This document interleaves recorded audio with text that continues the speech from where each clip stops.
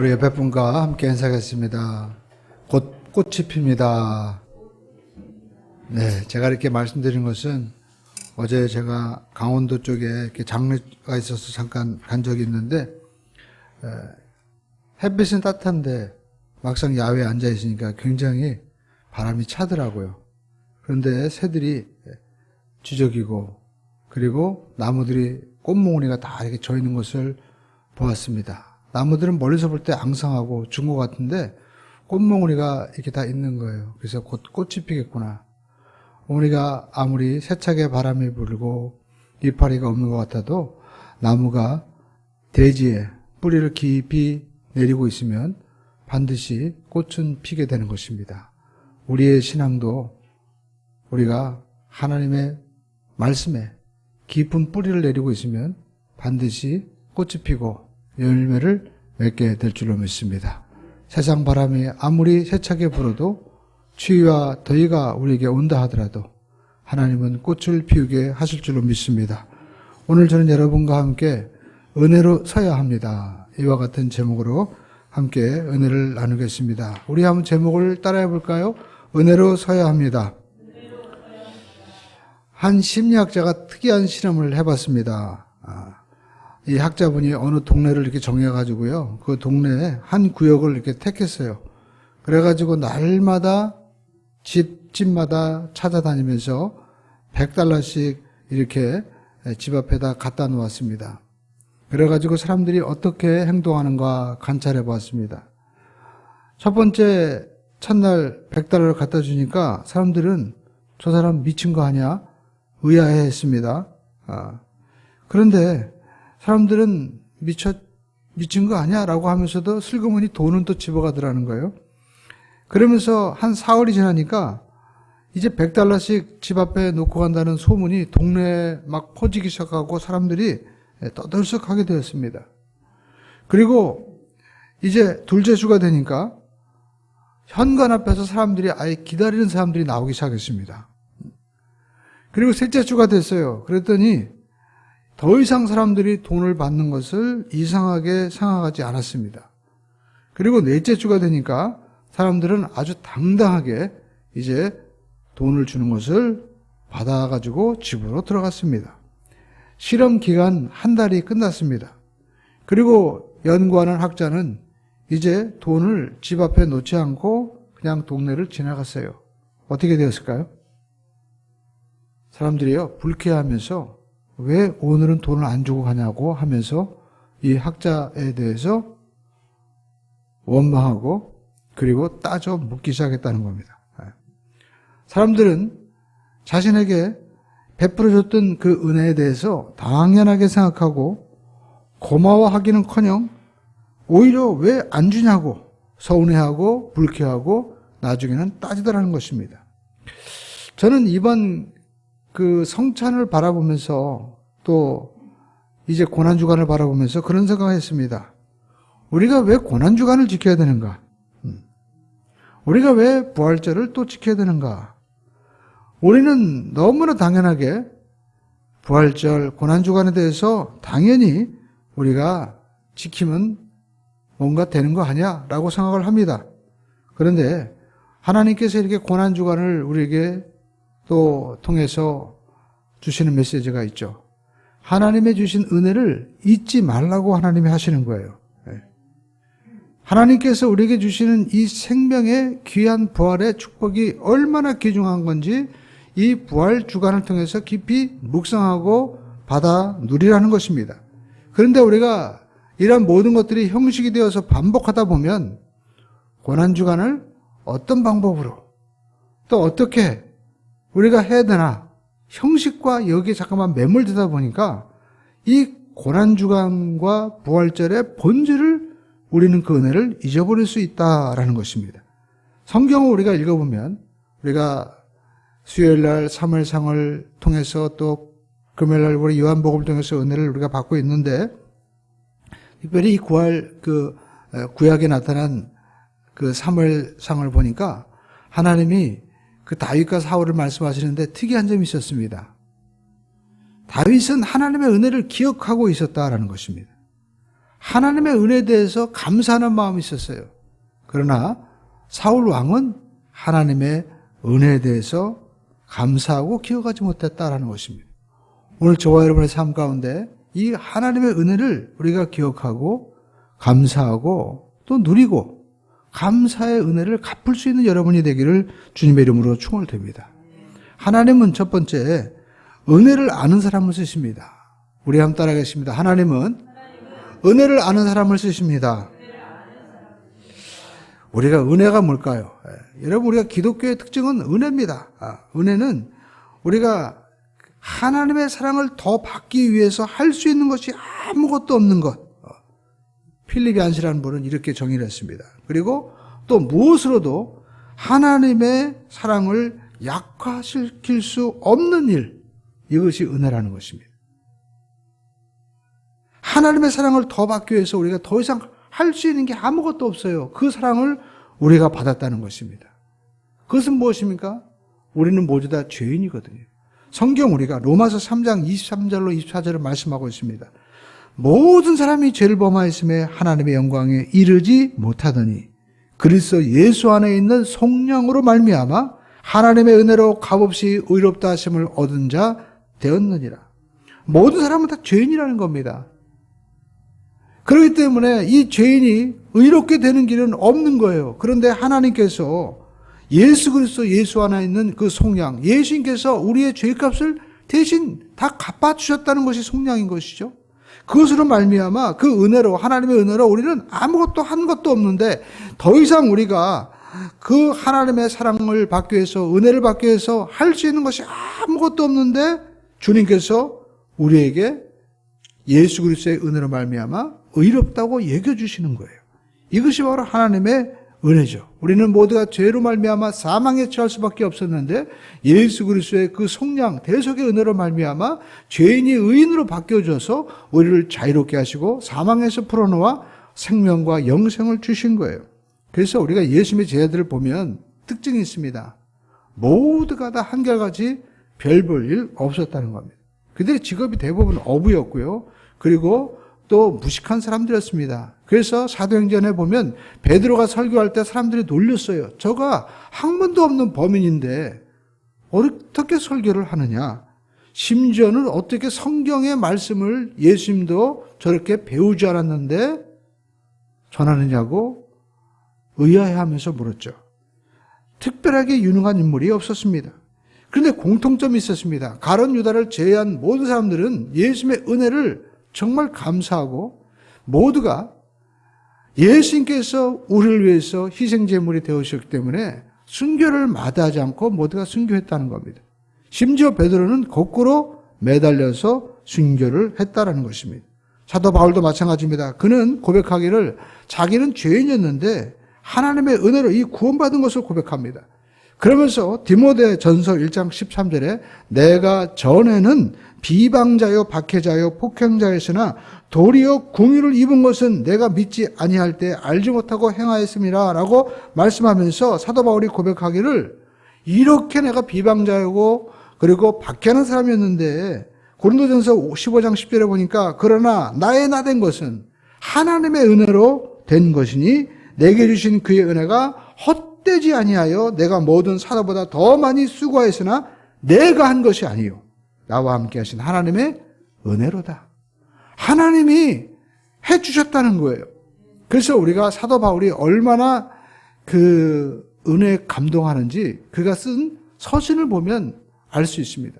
사도 바울이 쓴 서신들 많이 있죠. 로마서를 비롯해서 에베소서, 빌립보서, 우리가 고린도전서, 갈라디아서 이 말씀 보면 항상 자기가 맨 처음에 서신서를 쓸 때 이제 누가 보내는지 또 받는 자가 누구인지 그 얘기를 서두에 하고 있거든요.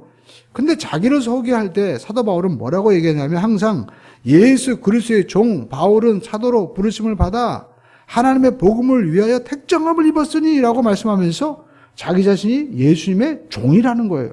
근데 우리가 생각할 때 종 그러면 우리가 주의 종 그러니까 우리는 좀 뭔가 좀 있어 보이고 뭔가 있는 것 같지만 당시의 종은요 글자 그대로 노예입니다.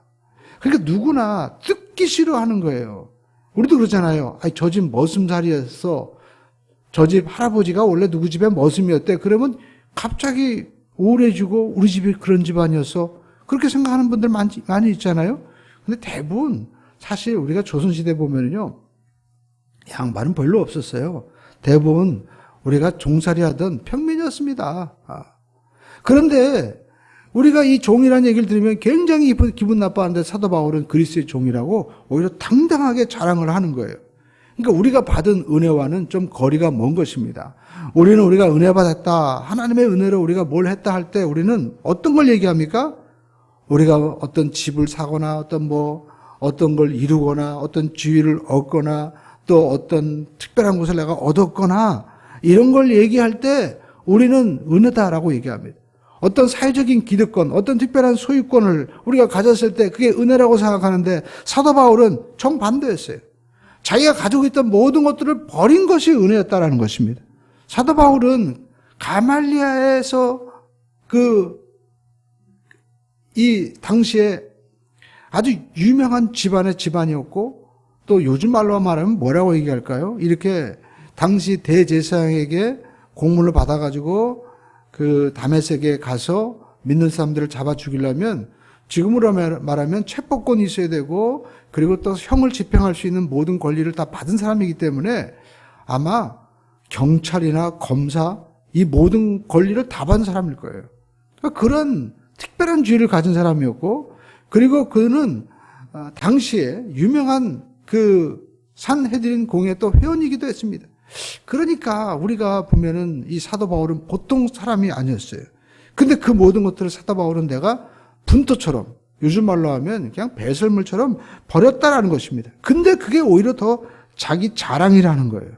심지어는 그가 아그리파 왕 앞에서 자기 자신을 변호할 때 뭐라고 얘기합니까? 내가 지금 이렇게 결박된 거 외에는 나와 같이 다 되기를 원합니다라고 자신 있게 이야기를 합니다. 그러니까 사도 바울이 자랑하던 그 은혜는 우리와는 정반대였다라는 것입니다. 그는 스데반 집사를 비롯해서 믿는 사람들을 옥에 가두고 또 죽이는 그런 일을 했습니다. 그런데 어떤 일이 벌어졌습니까? 그가 다메섹, 지금으로 말하면 다마스커스죠. 거기에 믿는 사람들이 모여있다는 얘기를 듣고 거기에 가서 믿는 사람들을 잡아 죽이려고 가는 도중에 누구를 만납니까?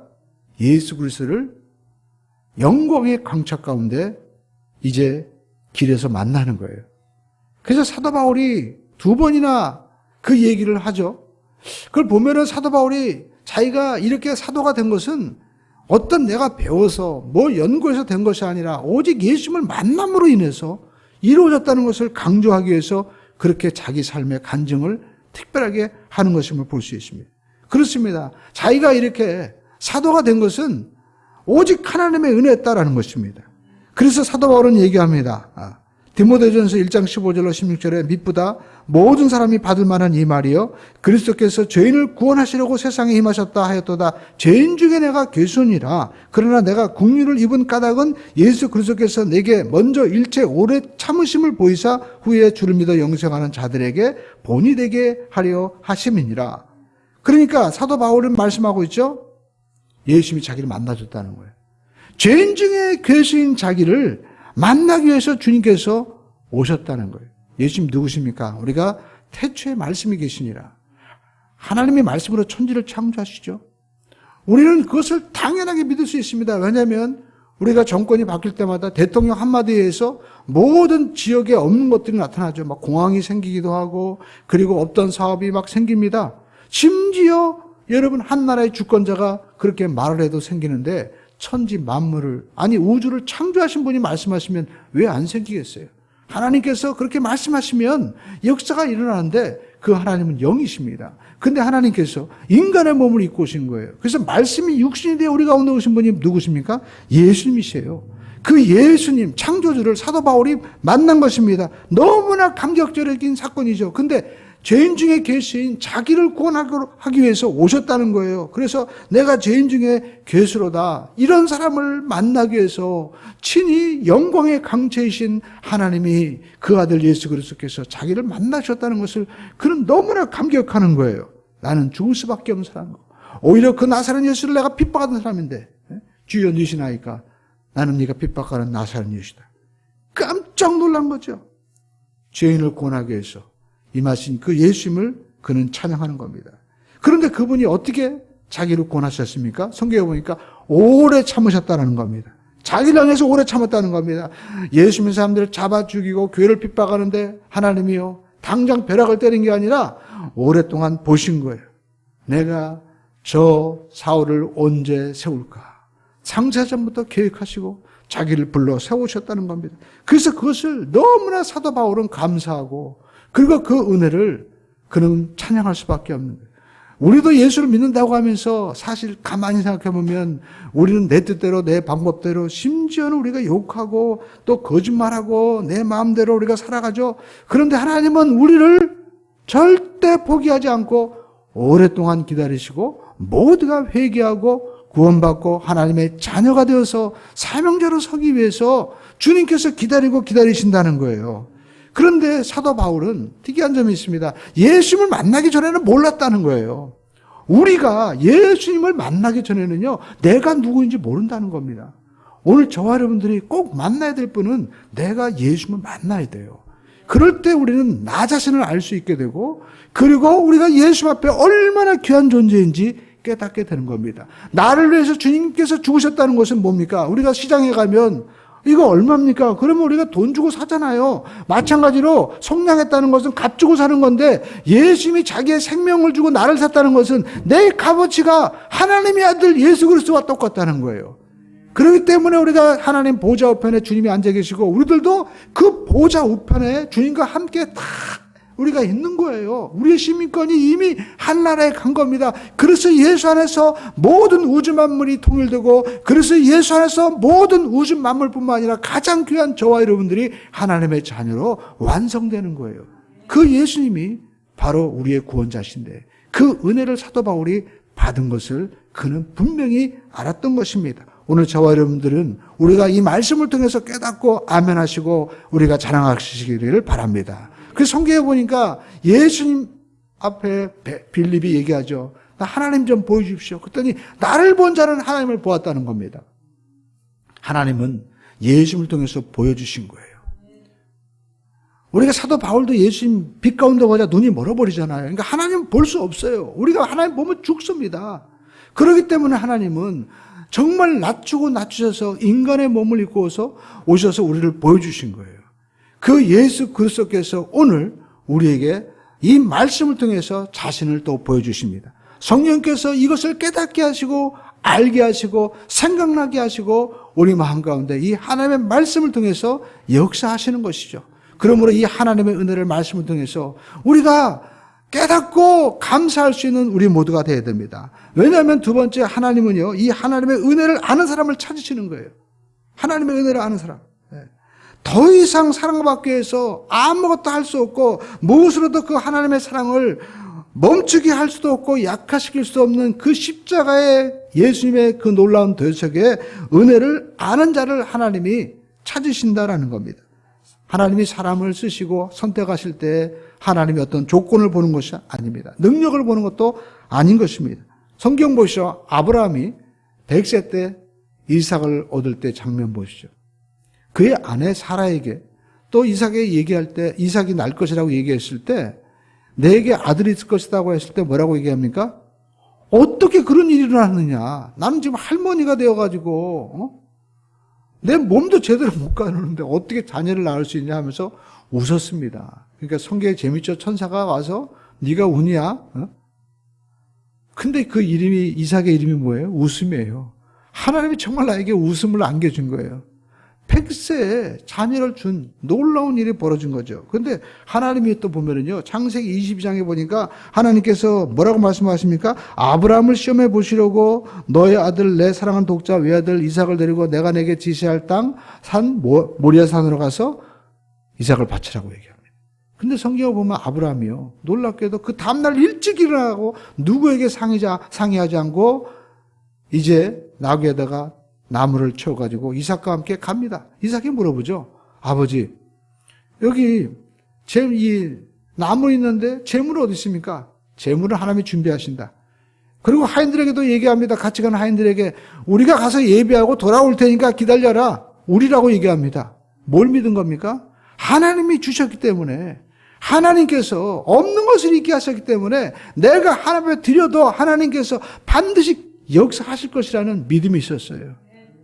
그래서 이삭을 드렸는데 하나님은요, 놀랍게도 이미 어린 양을 준비하시고 그 마음만 보신 거예요. 네가 이제 나 사랑하는 것을 내가 아노라. 하나님 여러분의 마음을 보기를 원하시는 것입니다.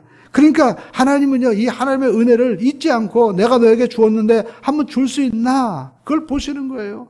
그 사람을 믿음의 사람으로 세워주신 것입니다. 그래서 성경 우리가 이사야서 1장을 보면 하나님의 통탄하시죠? 뭐라고 통탄하십니까? 하나님께서 말씀하시는데 소도 나귀도 그 주인을 안다는 거예요.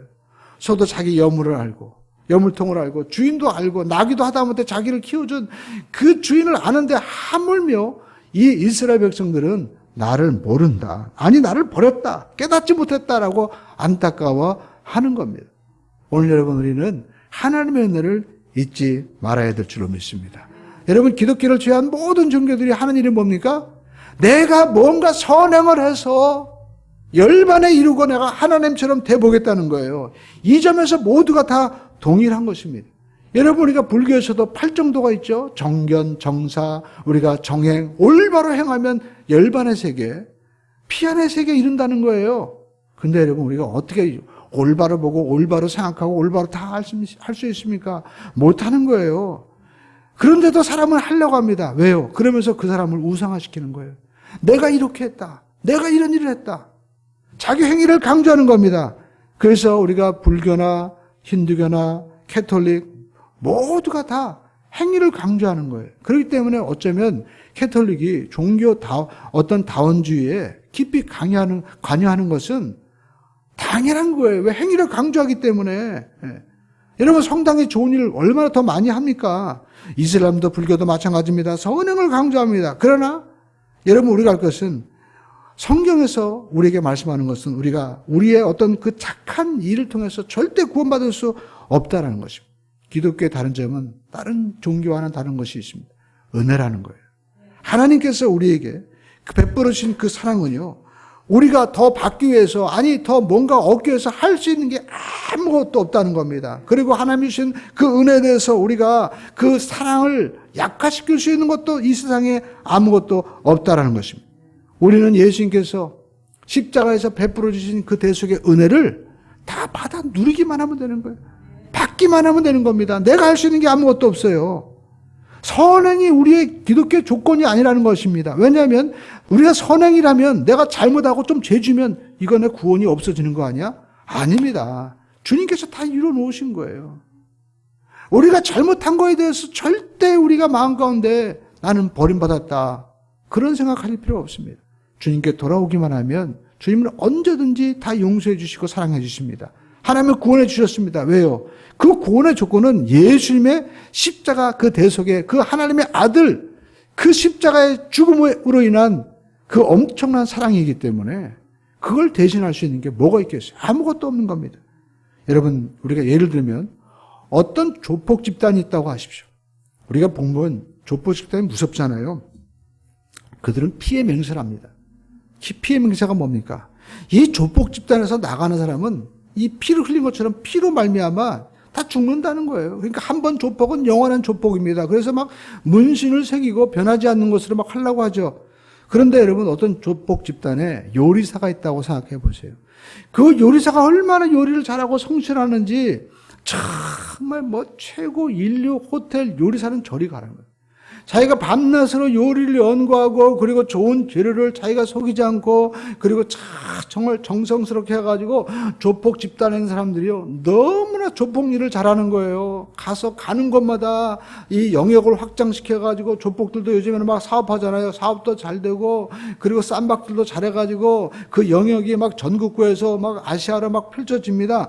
그러면 우리가 생각할 때 그 조폭 집단의 요리사가 그렇게 잘하고 그리고 요리 잘해서 모두 다 건강하게 전부 다 한 사람도 병드는 거 없이 열심히 조폭 일을 잘하는데 그 조폭 집단의 요리사는 죄가 없는 것입니까? 우리가 생각할 때 그 사람은 요리만 했으니까 정말 성실하게 했으니까 죄가 없는 것 아니야? 라고 생각할지 모르지만 조폭 집단에 있는 한 그 사람은 여전히 조폭이고 그 사람은 죄인일 수밖에 없다는 겁니다. 마치 우리가 교도소에 수많은 사람들이 수감되어 있죠. 근데 그 가운데는 착한 사람들도 많이 있어요. 열심히 교도소 안을 청소하고 그리고 어려운 사람들도 그 안에서 막 도와줍니다. 그래도 그 사람은 죄인인 거예요.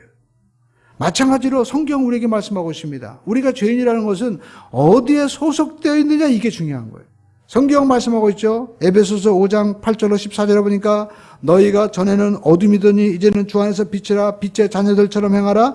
빛의 자녀는 모든 착함과 의로움과 진실함이 있느니라. 주를 기쁘시게 할 것인지 무엇인지 생각하여 무엇인지 시험하여 보라. 너희는 열매 없는 어둠의 일에 참여하지 말고 도리어 책망하라. 그들이 은밀히 행하는 것들은 말하기도 부끄러운 것들이라. 그러나 책망을 받는 모든 것은 빛으로 말미암아 드러나나니 드러나는 것마다 빛이니라. 그러므로 이르기를 잠자는 자여 깨어서 죽은 자들 가운데서 일어나라. 그리스도께서 너희에게 빛 주이시니라 하셨느니라. 빛의 자녀에서 우리가 어둠의 자녀에서 빛의 자녀로 성경을 옮겨졌다고 말씀하고 있죠. 소속이 바뀌어야 되는 거예요. 예수님 안에 있을 때만이 빛의 자녀가 되는 겁니다. 왜냐하면 예수님이 참 빛이시고 예수님이 참 떡이시고 예수님께서 참된 장막이신 것입니다. 예수님 안에 있을 때만이 우리가 햇빛이 비춰서 식물이 사는 것 그 이상 영원히 사는 것은 예수님의 참빛이 비춰야만이 살 수 있는 것이고 예수님만이 참된 양식이기 때문에 육이 아니라 영이 사는 것은 예수님이십니다. 참된 장막도 마찬가지입니다. 우리가 아무리 집이 좋아도 아무리 집이 크고 화려하고 멋있고 전망이 좋아도 여러분 육신의 삶은 잠시 살 수 있지만 영원히 살 수 없는 것입니다. 예수님만이 참된 안식처 장막이 되시는 것입니다. 그래서 우리가 예수님 안에 옮겨질 때만이 우리는 조폭 집단에서 나와야 되는데 여러분 어떻게 나올 수 있나요? 죽어야 나오는 거예요. 피해 맹세이기 때문에. 그렇기 때문에 이 조폭 집단에서 나올 때 누가 대신해서 죽어야 되는 것처럼 예수님께서 십자가에서 우리를 대신해서 죽으신 거예요. 누구도 이 일을 제기할 수 없습니다. 저 사람 대신에 이 사람 죽었는데 나오는데 누가 뭐라고 얘기했어요? 예수님께서 십자가에서 우리를 위해서 죽으심으로 말미암아 사탄의 권세에 묶고 있는 모든 우리 하나님의 자녀들이 생명을 얻게 되는 것입니다. 그들은 믿음으로 말미암아 구원을 받은 거예요. 성경은 로마서 5장 8절로 10절에 말씀하고 있죠. 우리가 아직 죄인 되었을 때 그리스도께서 우리를 위하여 죽으심으로 하나님께서 우리에 대한 자기의 사랑을 확정하셨니라. 나는 저 사람 사랑한다는 거예요. 근데 그 사랑을 어떻게 보였습니까? 그 아들 예수님을 죽게 한 거예요.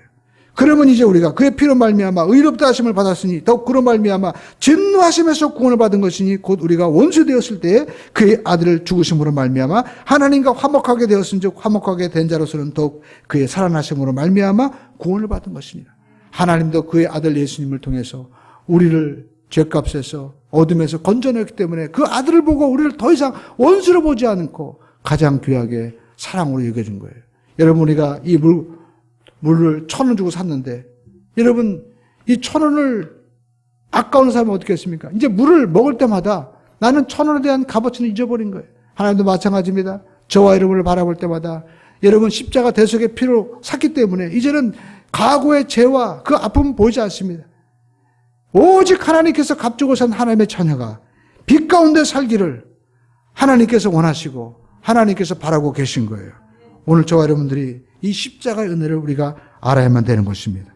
과거에 더 이상 죄인으로 살기를 하나님이 원하지 않는 거예요. 이제 하나님께서 저와 여러분들이 빛의 자녀로 살기를 원하고 계신 것입니다. 여러분 어떤 분들은 행위가 있어야 된다고 얘기합니다. 그러면서 야고보서를 얘기하는 거예요. 그런데 여러분 야고보서는 누구에게 쓰여진 글이냐? 야고보서는 믿는 자들에게 쓰여진 것입니다. 당시에 핍박을 받는 사람들이 많은 배교하고 고통을 받을 때 야고보서가 이 서신을 기록한 겁니다. 그러니까 성경은 우리가 잘 봐야 될 게 누구에게 어떤 상황에서 이 말씀을 하는지 우리가 알아야만 되는 것입니다. 그렇지 않으면 오해할 수가 있는 거예요. 한 단락만 보고 우리가 보면 안 되는 것입니다. 박해를 피해서 도망친 사람들에게 왜 썼습니까? 당시에 수많은 사람들이 배교를 했거든요. 너무나 힘드니까. 그러니까 사도 야고보는 얘기합니다. 우리가 믿음이 있다면 반드시 행함이 있는 것이다. 은혜를 받았다면 그 은혜에 대한 열매가 분명히 있는 것이다. 그렇기 때문에 하나님께서 우리에게 베푸신 그 은혜를 더욱더 붙잡아야 된다는 것입니다. 예수님께서 나를 위해서 십자가에서 자기 자신을 버리셨는데 우리가 그 은혜를 기피한다면 어떻게 배교하겠어요? 그렇기 때문에 의인은 믿음으로 말미암아 살고 믿는 자는 반드시 행위의 열매, 배교하지 않고 믿음으로 사는 열매가 나타난다는 것입니다. 그 은혜를 잃어버릴 때 가룟 유다는 예수님을 버렸습니다. 그 은혜를 잃어버릴 때 여러분 구약 성경에 나타난 사울은 어떠한 삶을 살았습니까? 자기를 위해서 기념비를 세우는 거예요. 자기를 위해서. 월권을 행합니다. 예배를 자기가 막 사무엘 선지자가 오기 전에 막 인도하잖아요. 그걸 지적하자. 그리고 가려고 하자 뭐라고 해야 합니까? 지금 사람들이 보고 있으니까 체면을 생각해서라도 예배를 좀 드려달라. 그러면서 뭐라고 얘기합니까? 당신의 하나님 앞에 예배해달라고 얘기합니다. 자기 하나님 잊어버렸어요. 예. 우리가 사무엘서를 우리가 보면서 배울 수 있는 것은 우리가 사울왕도 처음에는 그렇게 신실하고 잘했지만 사람 바라보고 그리고 또 자기의 기념비를 세우기 위해서 그렇게 욕심을 부리다가 하나님을 잊어버릴 수가 있다는 것입니다. 그러므로 저와 여러분들이 하나님의 은혜를 잊지 않고 그리고 세 번째 하나님의 은혜를 갚는 우리 모두가 되기를 바랍니다. 우리 함께해서 하나님은 은혜를 갚는 사람을 귀하게 축복하십니다. 특별히 우리가 성경 보면 다윗에게 배울 수 있는 것이 사울에게 쫓길 때, 사울 왕에게 쫓길 때 누가 많이 도와줬습니까? 요나단이 도와줬습니다. 요나단이 정말 자기 형제처럼 그렇게 귀하게 여겨줬어요. 그러면서 성경에 보면 요나단과 언약을 맺는 장면이 사무엘상 20장에 나옵니다. 20장 14절로 16절에 보니까 요나단이 다윗에게 말을 합니다. 뭐라고 얘기합니까? 너는 내가 사는 날 동안 여호와 인자하심을 내게 베풀어서 나를 죽지 않게 할 뿐만 아니라 야훼께서 너 다윗의 대적들을 제면에서 다 끊어버리실 때에도 너는 내 인자함을 내 집에서 영원히 끊어버리지 말라. 우리 집안을 귀하게 여겨 달라는 거예요. 이에 요나단이 다윗의 집과 언약하기를 야훼께서는 다윗의 대적들을 치실지어다 하니라. 그러니까 이 언약을 다윗은 지킨 거예요. 그의 아버지도 그 집안이잖아요. 그렇게 죽을 수 있는 기회가 있었지만 그 언약을 지키고 사울왕을 죽이지 않았습니다. 하나님이 기름 부은 자를 내가 손대지 않겠다. 그리고 또 자기를 기억해달라고 얘기했을 때 사실 요나단은 길보아 전투에서 사울왕과 함께 죽죠. 그런데 이제 전투가 다 끝나고 사울이 왕되었습니다. 12지파가 다 통합되고 다윗의 왕국이 아브라함에게 약속한 것처럼 정말 큰 나라가 이루어졌어요. 그 태평성대 때 다윗이 한 일이 무엇입니까? 요나단의 언약을 기억하고 요나단의 후손을 찾은 거예요. 그런데 요나단과의 약속은 누구도 몰라요. 요나단과 다윗 자신만 알기 때문에 그냥 자기가 얘기 안 하면 모릅니다. 그럼에도 불구하고 요나단의 후손을 누가 찾았습니까? 무비보셋이 요나단을 찾아온 것이 아닙니다. 다윗이 요나단을 찾아온 거예요. 그래가지고 그를 데려다 왕자들과 함께 자기와 함께 먹는 거예요. 그리고 그의 모든 재산을 다 회복시켜 주었습니다. 사람에게 이렇게 은혜를 갚을 수 있는 사람은요, 하나님에게도 은혜를 갚는 거예요. 성경을 보시죠. 이제 하나님의 법궤를 다윗 성으로 옮겼을 때 다윗이 너무나 기뻐했죠. 근데 그가 뭐라고 얘기합니까? 나단 선지자에게 고백합니다. 왕이 선지자 나단에게 이르되 볼지어다. 사무엘하 7장 2절에 보니까 얘기합니다. 나는 100항목 궁의 살건을 쉽게 해가지고 나는 좋은 집에 나는 이렇게 훌륭한 아파트에 사는데 하나님의 교회, 하나님의 집은, 하나님의 성전은 너무나 보잘것없구나 하면서 안타까워하는 거예요. 휘장 가운데 있구나 안타까워하는 겁니다. 그런데 여러분 다윗이 성전을 걱정하잖아요. 그가 성전 지은 것도 아닙니다. 성전은 솔로몬 시대 때 짓습니다. 물론 다윗이 성전 지을 수 있는 많은 재료를 준비해 놨죠. 그러나 성전 짓지는 않았어요. 근데 그 마음만 보시고 여러분 하나님이 그를 얼마나 축복하십니까? 하나님이 그에게 언약하십니다. 성경에 보시죠. 사무엘하 7장, 우리가 7장 9절, 사무엘하 5장 10절 이렇게 말씀합니다. 사무엘하 5장 10절에 보니까 만군 하나님 야훼께서 함께 계시니 다윗이 점점 강성해져 가니라. 여러분 점점 잘 되시길 주님의 이름으로 축원드립니다. 예. 여러분 지금 우리가 좀 미약해도 괜찮아요. 잘 되면 좋은 거예요. 오늘보다 내일이 희망이 있는 게 얼마나 좋습니까? 그리고 사무엘하 7장 9절에 보니까 내가 어디를 가든지 내가 너와 함께 있어 내 모든 대적을 내 앞에서 멸하였은즉 세상에서 존귀한 자의 이름같이 내 이름을 존귀케 만들어주리라. 하나님께서 만들어주신다. 하나님이 해주신다는 거예요. 여러분 우리가 회사에 들어가도 어떤 줄을 타야 내가 승진하나, 우리가 세상에서도 어떤 줄을 타야 되냐, 여당이냐 야당이냐 이 사람 줄이냐 줄 따라다니잖아요. 근데 여러분 이 모든 세상 줄은 끊어집니다. 영원한 줄이 없어요. 하나님만이 영원한 것입니다. 그 하나님이 오늘 말씀하는 겁니다. 이렇게 성전을 바라보면서 나는 이렇게 좋은 집에 사는데 하나님의 집은 해막 가운데 있구나 하면서 안타까워하는 이 다윗의 마음만 보시고도 하나님이 점점 잘 되게 하시는 거예요. 그러니까 저와 여러분들이 이 마음 가져야만 되는 겁니다. 하나님이 뭐라고 말씀합니까? 내 대적을 내 앞에서 멸하였은 줄. 대적이 뭡니까? 회사에 가면 수많은 프로젝트, 수많은 경쟁자들, 수많은 어떤 그 사업의 일들, 이 모든 것들이 대적자들 아닙니까? 그것들을 하나님이 멸하여 주신다는 겁니다. 우리는 얼마나 존귀한 자의 이름이 되고자 원합니까? 회사에 가면 어떻게 하면 내가 이사 자리 오를까? 회사에 가면 내가 어떻게 하면 한 자리 찰까? 사장 자리 할까? 여러분, 그러나 하나님이 존귀하게 만들어 주신다는 거예요. 하나님이 하신다는 겁니다. 여러분의 자녀를, 여러분의 남편과 가정을, 여러분의 삶을 존귀하게 하나님이 해 주신다는 거예요. 사무엘하 8장 6절을 보시죠. 다윗이 어디를 가든지 야훼께서 이기게 하시니라. 하나님이 여러분의 삶을 이렇게 이기게 하시는 역사가 있기를 주님의 이름으로 축원드립니다. 하나님은 오늘 저와 여러분들에게 무엇보다도 더하거나 뺄 수도 없는 그 무엇과도 우리가 손댈 수 없는 하나님의 은혜를 우리에게 주셨습니다. 그 은혜를 우리가 모두가 알아야 됩니다. 여러분, 우리가 안다는 것은 머리로만 아는 것이 아닙니다. 행동으로, 삶으로 우리가 그것을 보일 수 있어야만 되는 거예요. 그리고 더 나아가 우리가 그 은혜를 감사하며 갚을 수 있는 자에게는 하나님이 오늘 다윗에게 주신 이 놀라운 은혜와 복으로 어디를 가든지 이기게 하시는 축복. 여러분, 우리는 이기는 자가 되기를 바랍니다. 우리가 요즘에 보면 이 코로나로 인해서 사람들이 얼마나 힘들어합니까? 근데 이거 다 이길 수 있다는 거예요. 어떤 자에게? 오늘 하나님의 은혜를 기억하고 하나님의 은혜를 갚는 자에게 하나님이 모든 것들을 다 이기게 하신다는 것입니다. 사망 권세도 이기게 하시는 전능하신 주의 능력이 우리 모두에게 임하시게 되기를 주님의 이름으로 축원을 드립니다.